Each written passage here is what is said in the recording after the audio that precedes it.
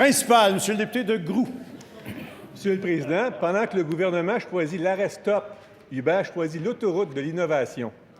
On apprend aujourd'hui qu'Uber serait prête à percevoir les taxes sur chaque course effectuée. De toute évidence, Uber est prête à collaborer. Le ministre, lui, est entré en guerre. Alors, ça fait des semaines qu'on le dit au ministre. Il faut agir, encadrer cette nouvelle économie. Il faut travailler avec Uber comme avec tous les autres acteurs de l'industrie, Monsieur le Président. Au-delà de ce qu'il y aura dans le projet de loi que le ministre déposera demain, l'important à partir de maintenant, c'est surtout l'état d'esprit dans lequel on va travailler. Il faut arrêter d'aborder la question dans un esprit de confrontation et adopter une approche constructive. Uber est prête à collaborer et la CAQ l'est également. Le ministre va-t-il s'ouvrir à l'économie du partage du 21e siècle, Monsieur le Président? Monsieur le ministre des Transports. Oui, merci, Monsieur le Président. Écoutez, d'abord, je veux saluer l'ouverture d'Uber, qui, jusqu'à très récemment, ne parlait pas de percevoir les taxes. Ce qu'on a dit ce matin, d'ailleurs, dans les journaux, c'est que le gouvernement avait changé sa position sur le travailleur autonome. Dans le cas de l'industrie du taxi, on se rappellera tous que c'est pas vrai. On se rappellera tous que dès ton premier dollar de perception de revenus de taxi, tu es assujetti à la TPS et à la TVQ. Alors, dans ce sens-là, qu'on dise que ce qui est perçu, on va le remettre, ça me paraît fort légitime. Maintenant, le problème va beaucoup plus loin que ça. C'est qu'il y a un système au Québec qui est celui de porteurs de permis de taxi. Il y en a un certain nombre qui font en sorte que ces gens-là peuvent vivre décemment. Et dans ce contexte-là, on ne peut pas oublier le fait que le gouvernement est tout parti confondu. Nous avons toléré et même supporté un système parallèle, si vous voulez, ou un système de marché secondaire des permis de taxi. Et ce marché secondaire-là est lourdement hypothéqué. Ce que je veux dire par là, tout simplement, c'est qu'il y a plein de gens qui ont fait confiance au gouvernement et on n'a pas le droit spontanément de décevoir leur confiance. Première complémentaire, Monsieur le député de Groux. Monsieur le Président, ça fait des semaines que le ministre tente de nous faire croire qu'on s'entend comme larron en foire au Parti libéral.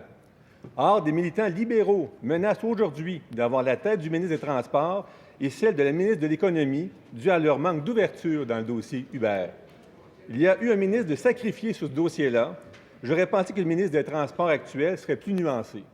Je répète ma question. Le ministre va-t-il s'ouvrir à l'économie du partage du 21e siècle, Monsieur le Président? Monsieur le ministre des Transports. Alors d'abord, comprenez que le Parti libéral, c'est un parti qui tolère la dissidence, qui comprend la discussion. On est ouvert à ça, on n'a jamais été fermé à ça. Et que les jeunes du Parti libéral décident de s'inscrire dans le débat, on est parfaitement ouvert à ça. Mais je vais faire une nuance entre l'industrie du partage et l'industrie du taxi, parce qu'actuellement, je comprends bien qu'on parle d'industrie du taxi.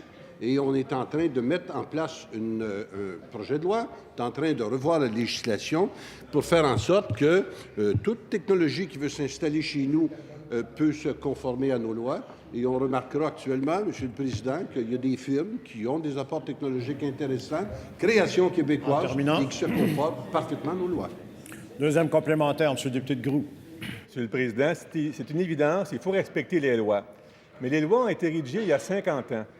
Même si le gouvernement arrivait à se débarrasser d'Uber aujourd'hui, il y en aurait 100 autres demain pour prendre sa place. François Cardinal écrivait hier « Demain, ce sera le covoiturage Facebook, la voiture autonome Google et Dieu sait quelle nouvelle cyber-technopatente qui révolutionnera la mobilité dans nos villes. » Alors, il faut entrer dans la modernité et faire place à l'innovation.